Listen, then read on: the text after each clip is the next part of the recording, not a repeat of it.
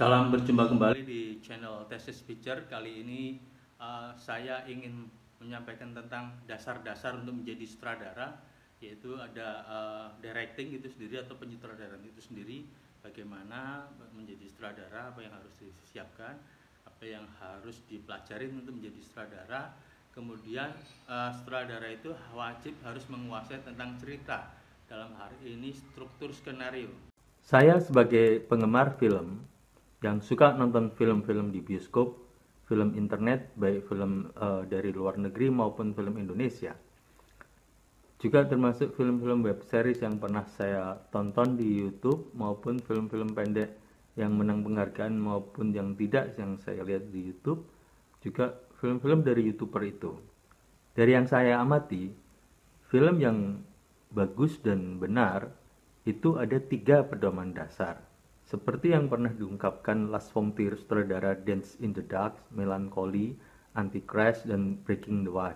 Lars von Trier mengungkapkan 3 basic film itu terdiri dari good story, good director, dan good actor atau good actress. Saya ingin merumuskan 3 basic film itu menurut saya terdiri dari good storytelling atau penceritaan yang bagus, good directing atau penyutradaraan yang bagus, dan good acting atau hasil kerja acting yang bagus. Sebuah cerita yang bagus belum tentu akan menjadi skenario yang bagus kalau penuturannya tidak bagus. Maka untuk menjadi skenario yang bagus, kuncinya adalah cara menuturkannya yang bagus, cara menyampaikannya yang bagus, cara menyampaikannya yang menarik. Good storytelling, penceritaan yang bagus itu diawali dari ide cerita yang bagus atau basic story yang bagus. Basic story itu merupakan benang merah atau inti yang mau diceritakan, semacam petuah, semacam kata mutiara atau moto yang disampaikan secara implisit atau kesan dari cerita itu. Basic story tidak akan menarik bila itu disampaikan dengan banyak kata-kata atau banyak dialog seperti ceramah yang melelahkan atau ceramah membosankan atau bahkan kata-kata yang menggurui. Basic story akan menarik apabila itu orang bisa merasakan sendiri kesan dari cerita yang ingin disampaikan itu. Untuk mencapai penulisan skenario yang bagus, seorang penulis harus memahami logika skenario dan pictorial thinking. Logika skenario itu memahami bahasa media film sebagai bahasa visual, bukan bahasa verbalis. Dalam memahami pictorial thinking, itu ada 2 hal. Pertama adalah form must be sense, jadi bentuk yang ditampilkan atau yang ditulis penulis skenario di dalam skenario itu harus mempunyai arti. Bisa itu bentuk kostum, bentuk tata rambut, bentuk properti, bentuk artefak, itu harus punya kontinuitas. Jadi arti yang diciptakan di situ tidak hanya sekali muncul, 2 kali muncul, tapi dari babak awal, tengah, akhir itu selalu kontinu dan munculnya itu mempunyai kreativitas pengembangan. Penulis skenario yang bagus itu pandai menciptakan karakter-karakter, dialog, peristiwa-peristiwa, kejadian-kejadian yang unik, yang menarik, yang bisa menggunakan bahasa sehari-hari maupun bahasa logika skenario, tapi bisa diterima secara inner logic dari penonton. Penulis yang baik juga harus memahami bahwa sebagai media film itu mempunyai 2 kekuatan visual dan kekuatan audio. Visual adalah kekuatan utama, audio adalah kekuatan pendukung. Maka audio itu harus bersifat tidak hanya didengar, tapi untuk dimengerti. Dalam menciptakan dialog-dialog, seorang penulis itu harus memahami karakter-karakter yang dibikinnya. Setiap karakter itu cara dialognya beda. Setiap karakter punya intensitas dialog yang beda. Maka seorang penulis itu harus memahami cara menuliskan dialog masing-masing karakternya. Dialog yang dibikin itu berusaha apa yang harus diucapkan dan bagaimana mengucapkannya. Bagaimana supaya bisa menuturkan cerita yang baik ke dalam skenario, itu tentunya seorang penulis itu pandai merumuskan suatu peristiwa, merumuskan pemikiran dari kejadian-kejadian, sehingga dia tidak merumuskan kalimat-kalimat, tapi merumuskan peristiwa-peristiwa itu dalam pemikiran yang inner logic, yang bisa diterima oleh masyarakat penonton. Namun itu sebenarnya kreasi seorang penulis itu sendiri, dan kreasi itu bisa diterima, dan kreasi itu hasil rumusan pemikiran penulisnya. Nah, untuk bisa seperti itu, untuk menjadi penulis skenario yang bagus, dia harus terlatih, dia harus mempunyai wawasan yang luas dan juga kreatif dan inovatif.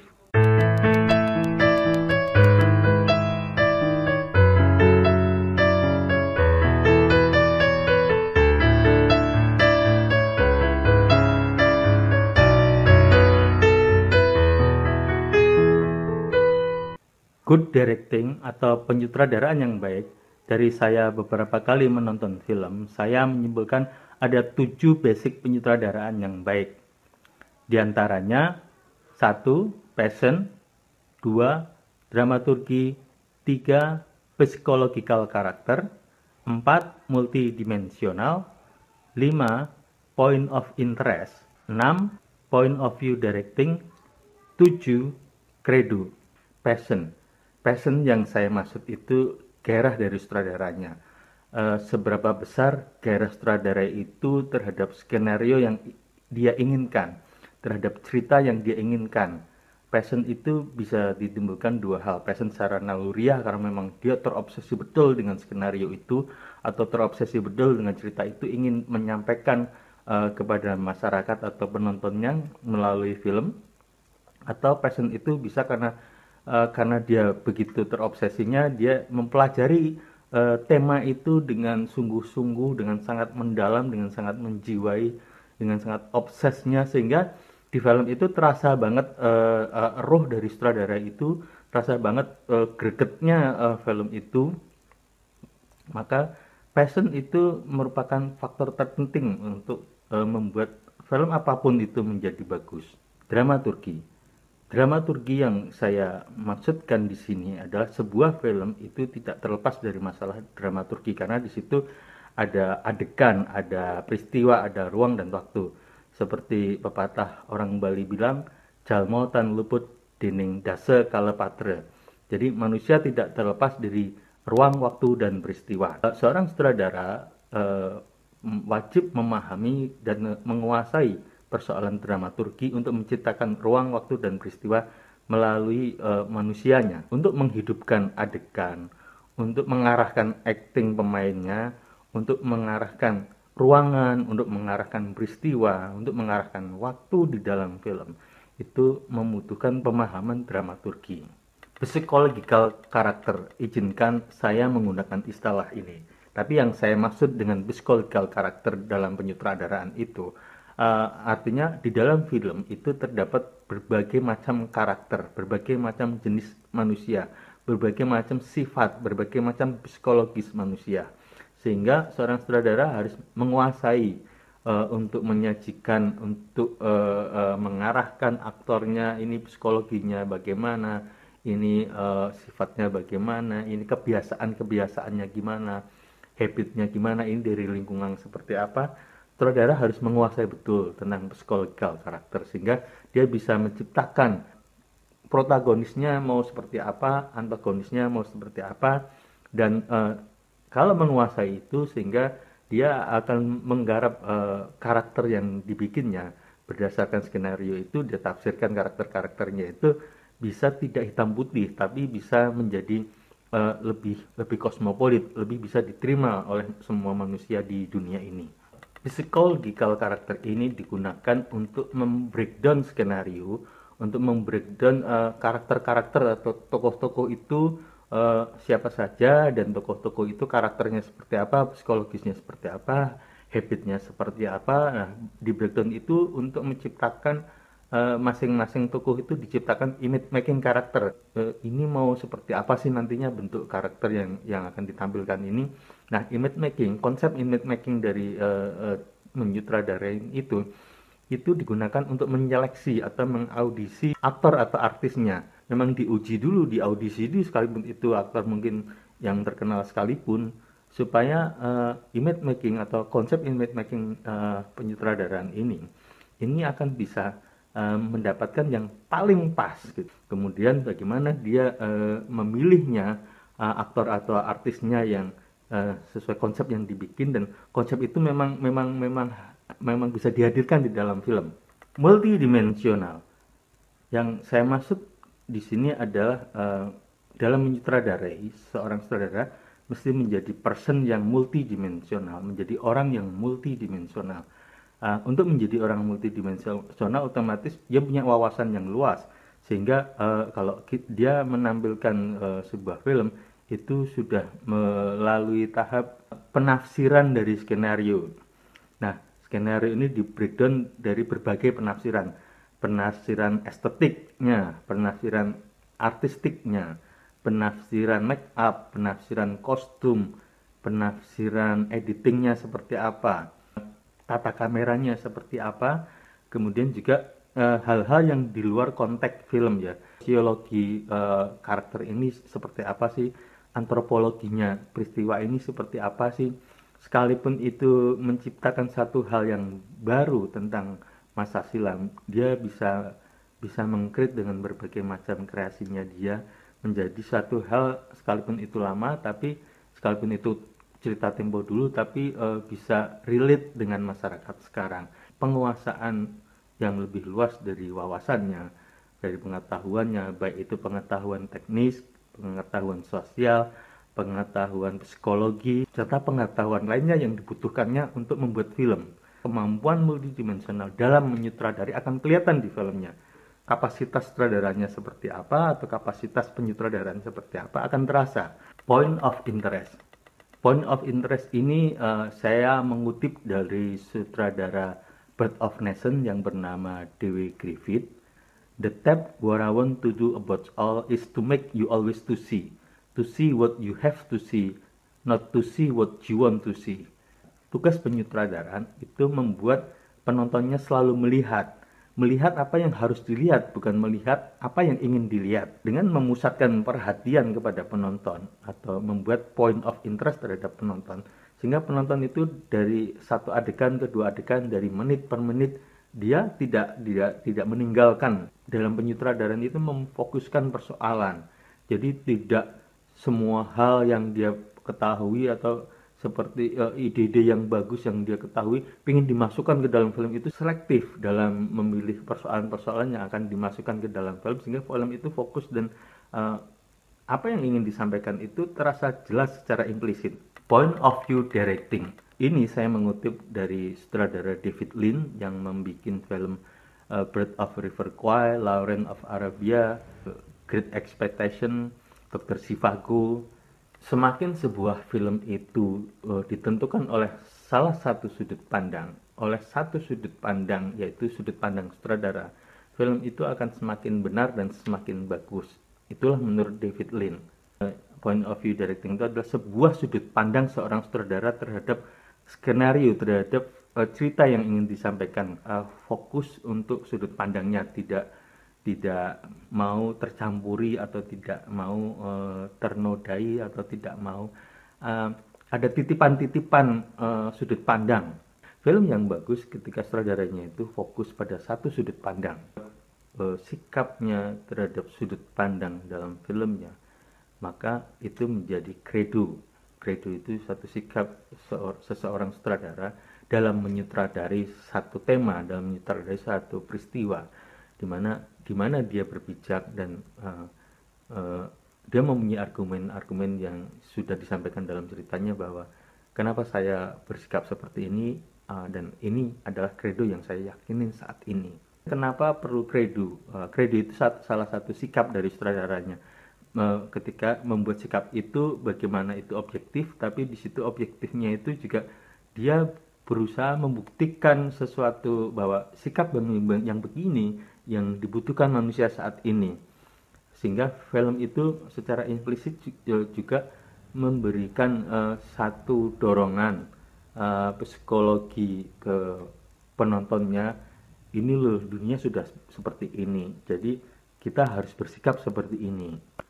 7 basic penyutradaraan itu akan menghasilkan good directing apabila sutradaranya mampu melakukan sublimasi terhadap skenario. Sublimasi yang saya maksudkan ini bisa menghasilkan good directing diantaranya film tidak kelihatan lagi tangan sutradaranya, baik itu film dengan menggunakan pendekatan objektif maupun subjektif. Tidak terlalu baku dengan skenario atau naskah. Naskah itu dihidupkan. Sutradara mampu mentransformasikan bentuk skenario menjadi sebuah film. Jadi tidak terlalu baku dengan naskah. Bisa menambah adegan, bisa mengurangi adegan. Intinya membuat menjadi filmnya lebih hidup. Aktor artisnya tidak seperti disuruh sutradara, tidak seperti ada tangan sutradara. Dia melakukan acting itu karena suruhan sutradara, tapi dia bisa menjalankannya secara alami, sekalipun itu memang disuruh sutradara. Dialog-dialog aktor atau artisnya juga dihidupkan, tidak terlalu baku, tapi tidak boleh melenceng dari skenario, tidak boleh melenceng dari benang merah yang ingin disampaikan. Hasil dari pemikiran inovatif sang sutradaranya akan membuat film itu seperti tidak terfikirkan oleh pembuat film lainnya, atau tidak terfikirkan oleh penonton, dan itu menjadi ciri khas sutradaranya.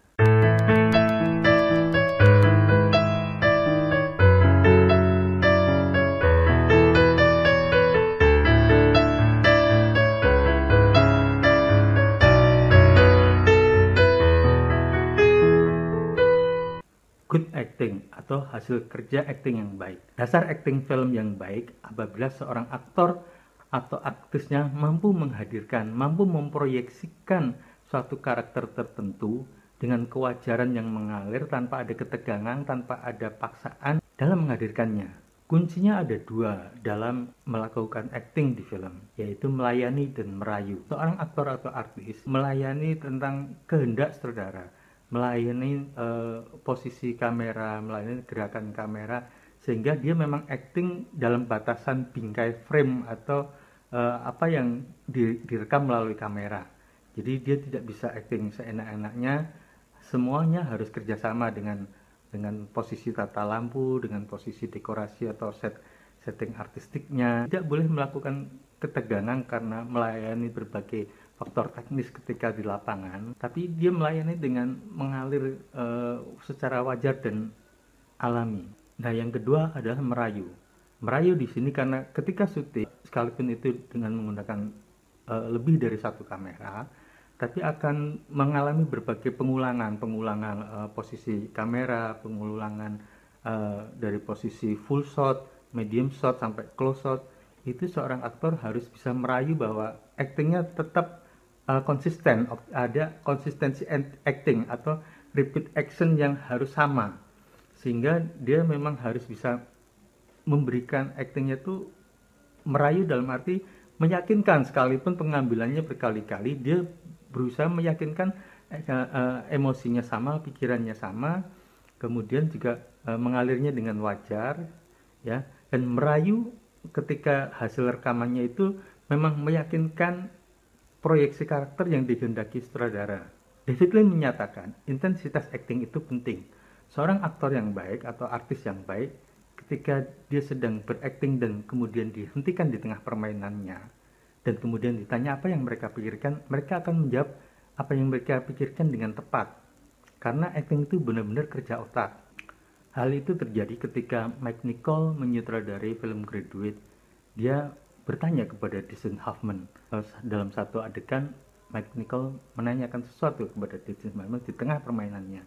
Mike Nichol bertanya, kapanpun ketika kamu berpikir, kamu tahu apa yang sedang kamu lakukan.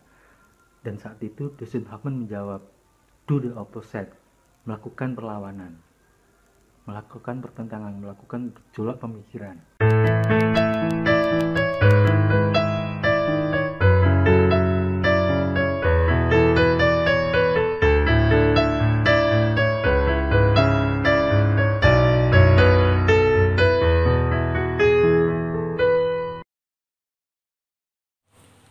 Salam berjumpa kembali di channel Thesis Picture. Saya Teguh Santoso. Saya ingin berbagi pengalaman saat saya menjadi asisten sutradara filmnya Mas Garin Nugroho.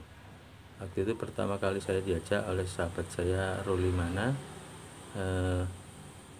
Mas Garin Nugroho sedang membuat film Rembulan di Atas Dahan, film tentang lingkungan hidup, tentang kepedulian lingkungan hidup. Seorang tokoh yang disable yang dengan menggunakan kursi roda gitu kan, dia mencintai alam, dia peduli dengan alam dan membangun komunitas anak-anak untuk peduli dengan alam. Nah, di situ ada romansa wanita-wanita yang suka piknik dan menikmati alam segala macam, dan salah satunya terkagum dengan upaya seorang disable yang sedang membangun komunitas cinta lingkungan hidup itu, sementara ada orang-orang modern yang memanfaatkan lingkungan hidup itu hanya untuk kepentingan wisata, piknik gitu ya. Dari situ juga ada konflik-konflik kecil di antara para anak-anak yang dalam komunitas lingkungan hidup itu gitu ya. Nah, ketika mengikuti menjadi asisten Garin Nugroho itu, naskah saya sebagai asisten seperti biasa adalah melakukan breakdown atau pemilahan, meringkaskan skenario ya. Breakdown itu pengertian meringkaskan skenario berupa data-data. Jadi adegan pertama, scene pertama itu misalnya interior, kedua eksterior, di mana lokasinya, kita bikin urut dulu, namanya master breakdown atau master rundown gitu. Saya membuat master rundown berdasarkan skenario, namun terus kemudian dari situ baru saya bikin breakdown berdasarkan setting supaya ketahuan setting ini berapa scene, setting di dalam rumah berapa scene, setting di luar rumah berapa scene, setting di hutan berapa scene, setting di pantai berapa scene gitu kan. Nah,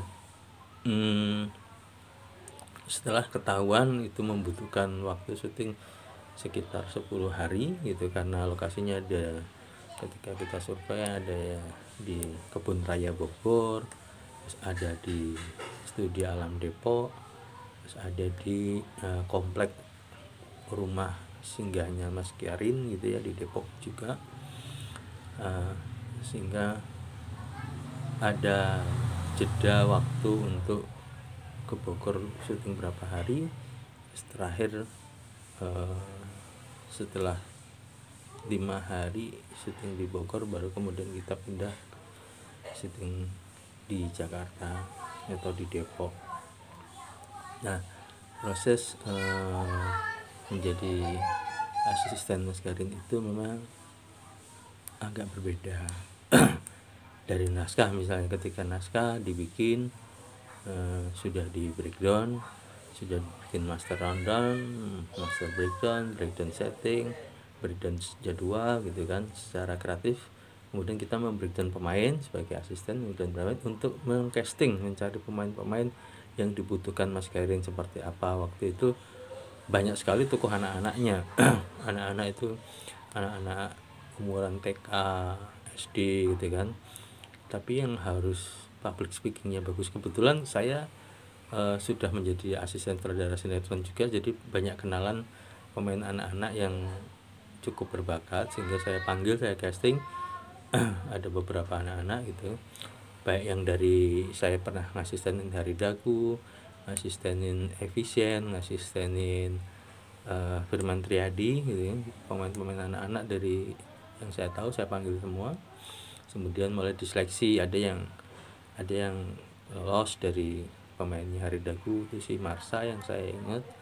Terus ada yang pemainnya dari Efisien, namanya siapa sih, ada tuh kakak adik kecil juga, akhirnya juga lolos. Dan ada yang pemain dari Firman Triadi satu juga lolos. Akhirnya terkumpul semua situ, bahkan ada pemain yang sama sekali baru main, karena ketika kita casting kita berkesimpulan anak itu berbakat gitu.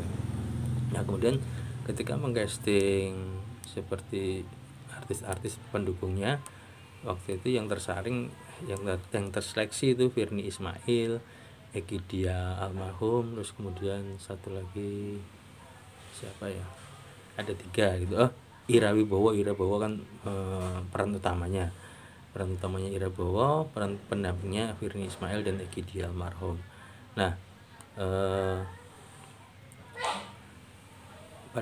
kemudian juga ada Marini Sardi gitu ya, menjadi ibunya. Nah, yang unik dari syutingnya Mas Garin itu ketika Mas Garin mempunyai ide yang itu di luar skenario gitu kan, tapi itu merupakan improvisasi atau sublimasinya sebagai sutradara menggarap film.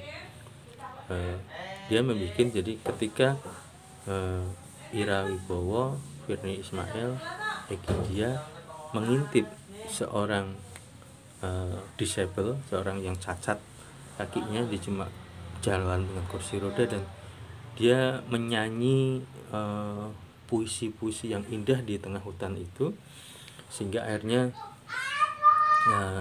Mas Garin ingin membuat shot menggunakan crane dari kejadian nyatanya. Mereka bertiga, cewek bertiga itu, Ira Wibowo, Virnie Ismail dan Egi Dia, mengintip seorang laki-laki menyanyikan puisi di tengah hutan. Nah, kemudian dari bertiga itu tiba-tiba Mas Garin minta shot cuma Ira Wibowo sendiri. Di situ dia merasakan keindahan itu dan merasukin keindahan itu dengan shotnya yang dari atas ke bawah gitu kan, dan hanya sendirian, tidak ada Egi Dia, tidak ada Virnie Ismail lagi. Permintaannya Mas Garin seperti itu. Terus Ira Wibowo sempat nggak mau, ini nggak continuity Teguh, karena nggak ada Virnie Ismail, tidak ada Egi Dia. Padahal pertama ketika ngintip ada. Kenapa ketika saya mundur kemudian teman-teman saya hilang gitu? Kan itu nggak logis gitu, itu nggak masuk akal dan sebagainya. Saya nggak mau ini diritik segala macam. Terus saya mencoba menjelaskan ini logika artistik. Jadi logika artistiknya itu, ini hayalan dia, hayalan peran yang dimainkan Ira Wibowo, hayalan dia memasuki keindahan yang disampaikan seorang disable itu, sehingga dia memang jatuh hati dengan tokoh itu, dan itulah pengungkapan jatuh hati, pengungkapan seperti kita sejuta rasanya di awang-awang kayak gitu. Jadi tidak real lagi. Jadi film kadang menggunakan ungkapan-ungkapan yang real atau menggunakan ungkapan-ungkapan yang bisa surrealis, bisa fantasi, bisa macam-macam gitu ya. Karena film media yang sangat luas sekali eksplorasinya gitu. Nah, karena itu setelah saya jelaskan cukup lama itu dia tidak mau untuk syuting itu. Setelah saya jelaskan, saya berdebat dengan Mbak Ira. Akhirnya Mbak Ira memahami, menangkap kemauan Mas Garin itu, karena Mas Garin dia selalu selalu gelisah untuk kreatif ketika dia di lapangan ya. Jadi kadang kita agak nggak enak mungkin, sekalipun dia orangnya rileks nyantai gitu ya, tapi kita lihat kayak kepalanya muter terus mikir macam-macam gitu. Nah, akhirnya itu mau, dan hal itu pun terulang lagi ketika adegannya Marini Sardi. Jadi Mas Garin ketika artis-artis yang punya potensi acting lebih, dia mencoba, sekalipun dia agak lemah masalah dramaturgi mengarahkan acting gitu, cuma dia eksplorasi visualnya memang bagus gitu kan, memang bagus dan mempunyai muatan-muatan yang luar biasa, sekalipun itu sederhana gambarnya. Nah, Marini Sardi juga pernah, aku nggak mau, ini nggak continuity. Jadi waktu itu adegannya dia sedang ada anaknya yang menangis gitu, karena laki-laki disable itu kabarkan meninggal, sementara dia sudah naruh hati gitu kan. Namun adegan realnya dia sama anaknya itu namun berubah, dia justru sama laki-laki yang disable itu sempat lama juga Marini tidak mau menerima itu. Kemudian saya berusaha menjelaskan ini masalah logika artistik film. Jadi apa yang ada di jiwa, perasaan dan pikiran kita divisualkan di situ. Mas Kirin ingin seperti itu. Nah, setelah penjelasan itu bisa diterima sama Ibu Maruni Sardi, baru syuting itu dilakukan. Ya, jadi film itu seperti film FTV ya, memang tidak ditayangkan untuk TV, tidak ditayangkan untuk bioskop. Itu sepertinya pesanan untuk NHK Jepang ya, TV untuk diputar di NHK Jepang saja. Nah, itu yang pengalaman saya ketika pertama kali menjadi asisten sutradara Garin Nugroho. Jadi untuk menjadi sutradara itu selain menguasai sendiri tentang apa yang mesti disiapkan untuk menjadi sutradara, apa basic untuk menjadi sutradara, juga sutradara itu perlu menguasai cerita. Dalam hal ini struktur skenario, bagaimana menyampaikan cerita melalui visual, dan itu mengalir dengan bagus, mengalir dengan pace atau irama yang tidak membosankan, irama yang menarik, irama yang selalu mengundang untuk selalu ditonton. Kemudian selain itu seorang sutradara juga harus tahu masalah acting. Jadi di sini saya ingin menekankan 3 hal itu: directing, writing atau penulisan skenario, acting. Dibagi dalam 3 hal itu, maka dengan menguasai directing, writing, skenario dalam hal ini, kemudian acting, maka dia akan menjadi sutradara yang bagus. Untuk mempelajari skenario, untuk membaca apa sih inti dari cerita itu, kita harus bisa mengambil premisnya atau ide pokoknya atau basic story-nya. Basic story-nya itu yang harus digarisbawahi akan muncul di film itu. Dan dengan basic story itu sehingga penonton akan mendapatkan, oh ya, kalau kehidupan seperti ini akhirnya begini. Jadi intinya premis itu lebih kepada nilai falsafah hidup, nilai nurani manusia, nurani kemanusiaan gitu. Kalau kita lihat film-film yang beredar, kadangkala kita akan menemukan masalah nilai universal kemanusiaan, nilai universal kehidupan. Itu yang terpenting, sehingga paling penting adalah ketika kita harus mempelajari basicnya dulu, basicnya merangkai skenario itu seperti apa. Setelah tahu teknik dan strukturnya skenario itu, kita diwajibkan sebagai sutradara itu bagaimana merangkai itu secara visual, sehingga kadang apa yang tertulis di scene, apa yang tertulis di adegan-adegan di skenario itu kita hidupkan secara visual, bukan secara verbalis, bukan dengan bahasa seperti teater semua disampaikan dengan kata-kata. Untuk menjadi sutradara film, kita harus benar-benar pictorial thinking, atau berpikir dari gambar atau gambar yang berbicara gitu, menyampaikan emosi, menyampaikan apa. Nah, ketika semua hal secara visual itu sudah bisa, yang tidak bisa disampaikan secara visual baru disampaikan dengan dialog-dialog. Makanya seorang penulis skenario juga harus tahu masalah pictorial thinking.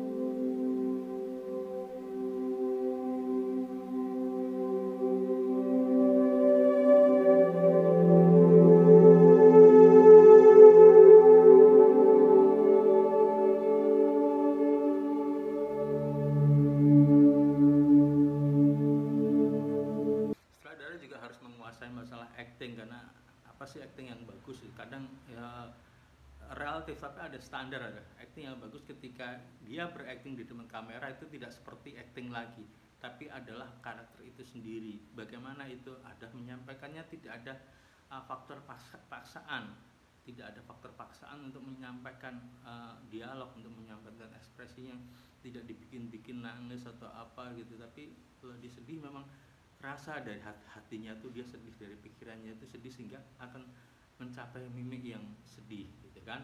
Nah kemudian juga di acting itu perlu diolah untuk mencapai itu semua. Seorang aktor paling enggak mempunyai basic, artinya seperti artikulasi, vokal, olah tubuh, olah mimik gitu ya. Nah itu basic itu harus diketahui, seperti yang saya rangkai di susunan latar belakang atau dasar-dasar untuk menjadi aktor. Sehingga dasar-dasar menjadi aktor itu juga harus diketahui oleh sutradara, bahwa seorang aktor itu kalau dia belum pernah olah mimik, kalau dia belum punya artikulasi yang bagus, kalau dia belum punya olah vokal yang bagus, maka sutradara mesti mencoba mengarahkan untuk basic itu tetap ada, namun tetap tampilannya natural.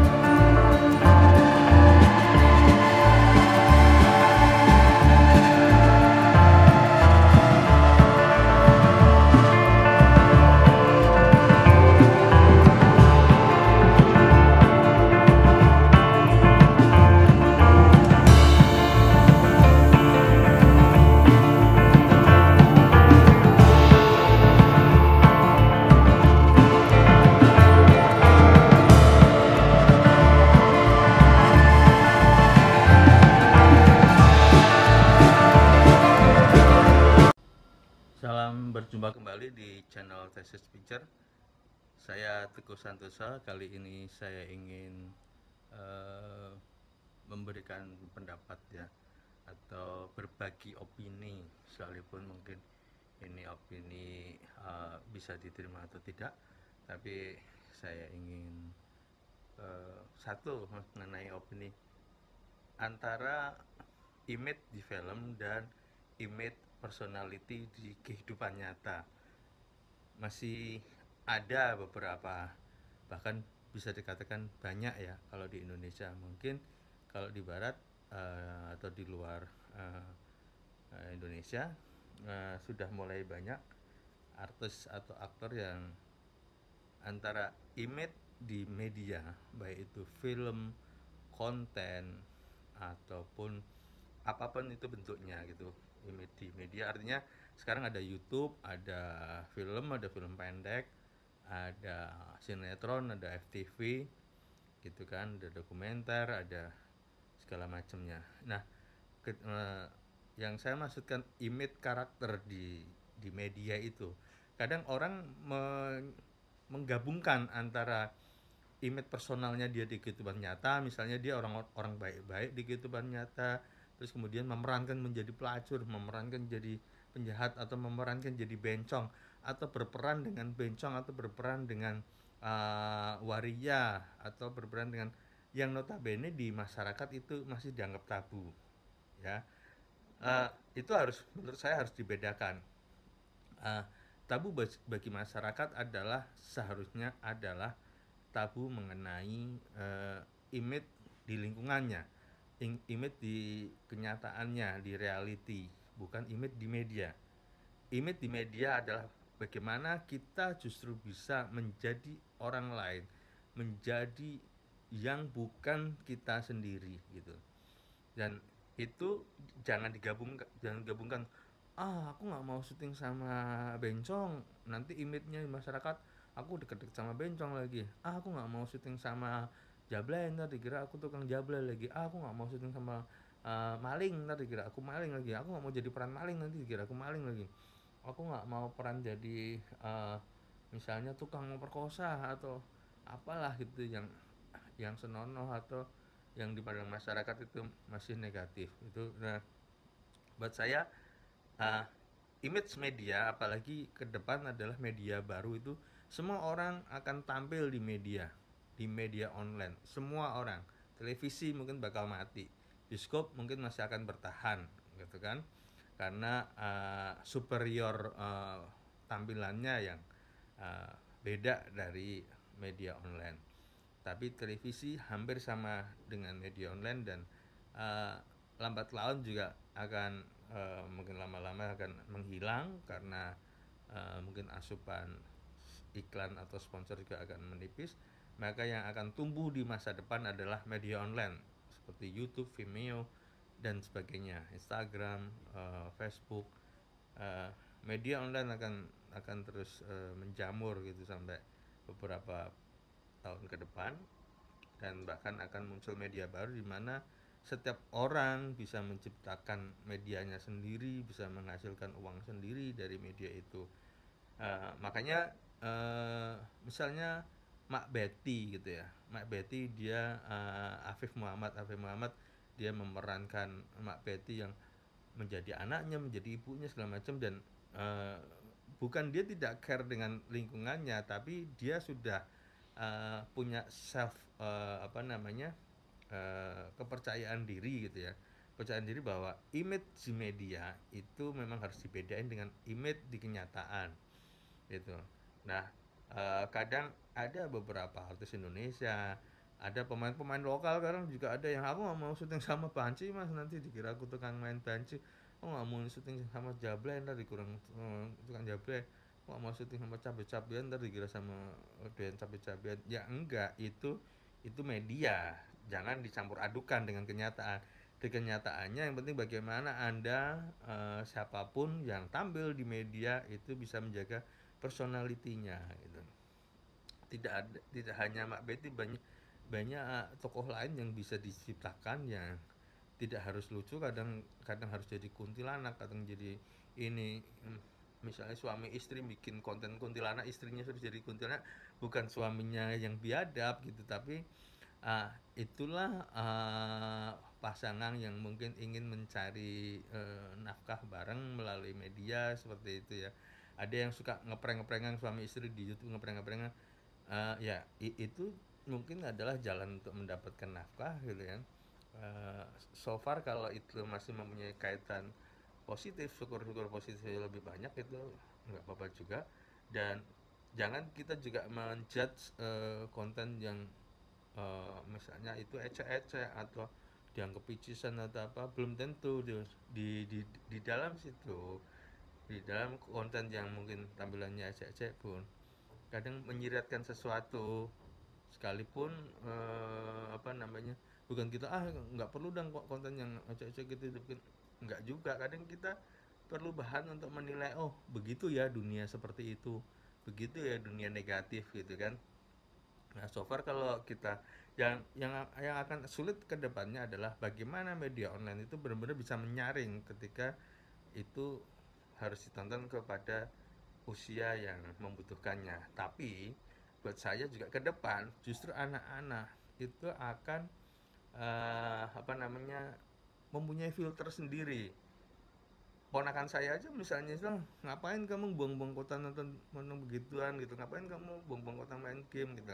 Ada yang seperti itu, yang sudah pemikiran seperti itu. Tapi ada yang udah amat dia main game gitu, ponakan saya gitu. Tapi ketika dia main game juga dia dengan teknologi jadi lebih lincah gitu. Artinya eh, ya seperti pepatah Jawa tuh, urip iku urup. Nah itu, hidup itu akan menemukan jalannya sendiri, hidup itu akan menjadi apa namanya, satu satu perubahan yang baru, perubahan nilai yang baru di setiap era gitu kan.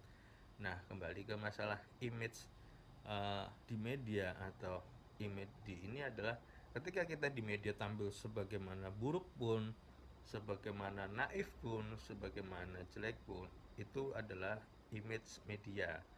Nah, image di kehidupan nyata adalah personality kita yang sebenarnya, yang kita harus jaga gitu. Misalnya suatu saat saya akan menjadi waria, berperan menjadi waria, menjadi hantu, menjadi Dracula gitu kan, atau apa yang lebih parah dari itu. Tapi buat saya akan menerima itu sebagai image media gitu. Dan ketika saya tampil di kehidupan nyata ya saya harus menjaga personality saya, bahwa saya bukan orang seperti itu gitu. Jadi bagi siapapun teman-teman yang ingin tampil di media yang kedepannya adalah bisa untuk hidup, teman-teman semua itu prinsipnya gini, kowe nek kere tapi rawani ndablek ya kapan iso sugih lah. Nek pengen sugih cuma ngimpi ora gelem ndablek, ya kapan sukses gitu. Jadi maksudnya dari kalimat ini tuh, nanti nanti tanya yang orang Jawa. Saya menerjemahkan sendiri aja kadang susah. Tapi maksudnya itu apa ya, kalau kita ingin mencapai sesuatu, berusaha sekeras mungkin intinya gitu. Jangan kita sudah susah, sudah hidup susah, tapi mau berusaha ini kebanyakan mikirin image ini, image itu gitu. Ya buat apa gitu. Jadi cobalah. Saya juga baru-baru ini aja saya mulai eh, mencoba ngevlog di depan kamera gini ya. Lama-lama juga menjadi satu habit, menjadi satu keasikan gitu. Karena apa namanya, kadang saya terpikir sesuatu tapi saya mau ngomong sama siapa ya, kadang pas lagi terpikir sesuatu lagi nggak ada teman, jadi saya nggak bisa ngomong gitu. Nah makanya ketika saya di sela-sela kesibukan saya, di sela-sela ketika sudah tidak ada kesibukan lagi, eh, saya terpikir sesuatu, makanya saya ingin menyampaikan sesuatu itu. Nah, terima kasih, yang demikian yang ingin saya sampaikan dari unek-unek saya. Semoga bermanfaat, semoga bisa dipetik sesuatu yang positif, semoga juga bisa mendorong teman-teman untuk terus berkiprah di media yang di kemudian hari akan dikenal sebagai media baru. Terima kasih.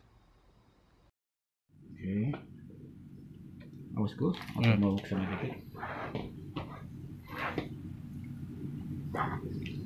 Nanti siap ya, konsentrasi, Hanoman konsentrasi. Kamu kayak gitu dong, biar gue enak. Maaf ya. Rolling. Konsentrasi, total amarah, emosi, and action.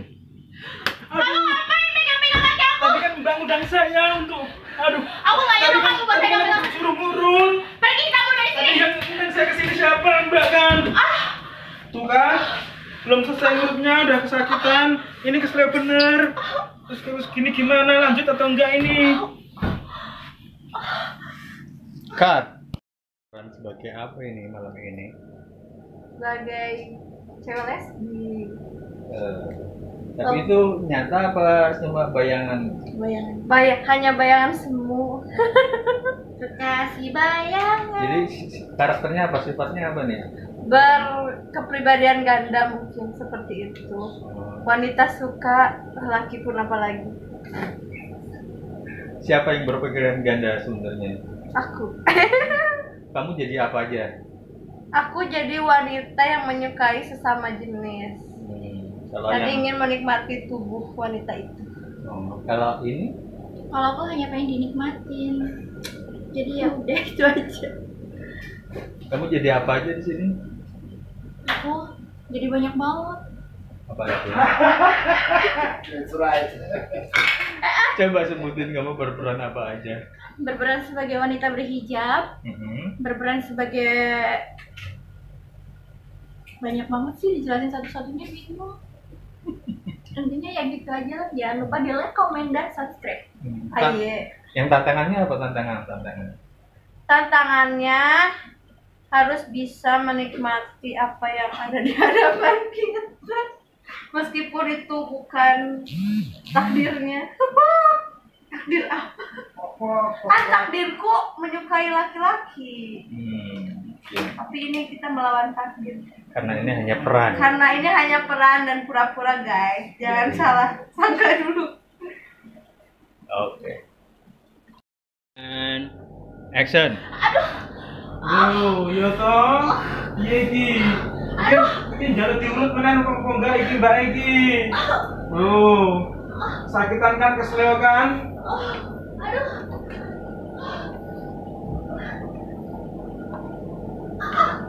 Tenang Mbak, kita diurut lagi, tenang, tak betulin. Uratnya kesleo ini.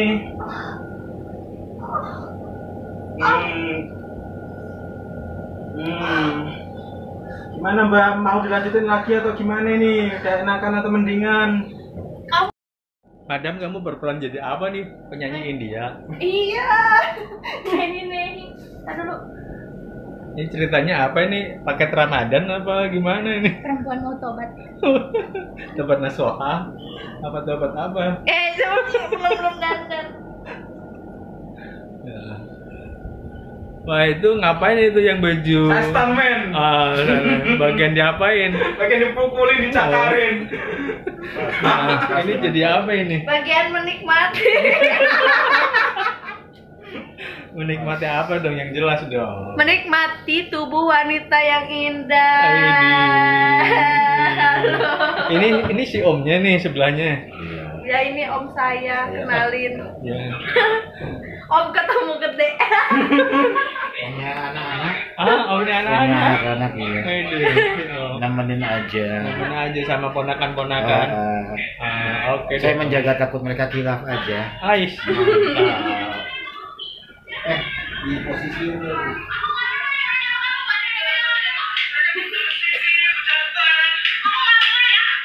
Aduh, pokoknya masih jelek. Ini ceritanya apa ini? Kamu jadi apa ceritanya? Ceritanya itu aku jadi apa sih? Gantinya perempuan yang tobat, berakhir jadi berjilbab. Kamera. Oke, sebentar, cek. Oke ya. Nanti total ya. Keluarin emosi kamu, keluarin semuanya amarah kamu. Jangan nunduk biar pasti aku dekat tangan. Yuk. Oke, and action. Aduh. Kamu ngapain pegang-pegang kaki aku? Aduh. Siapa yang nyuruh kamu? Tadi kan Mbak nyuruh aku. Aku nggak pernah nyuruh kamu buat pegang-pegang kaki aku. Saya kan diundang sini, datang. Aku nggak boleh ya. Kamu Tuh kan, moodnya belum selesai, udah kesakitan. Aduh, jadi dia lanjutin nggak nih? Perutnya sakitan kan?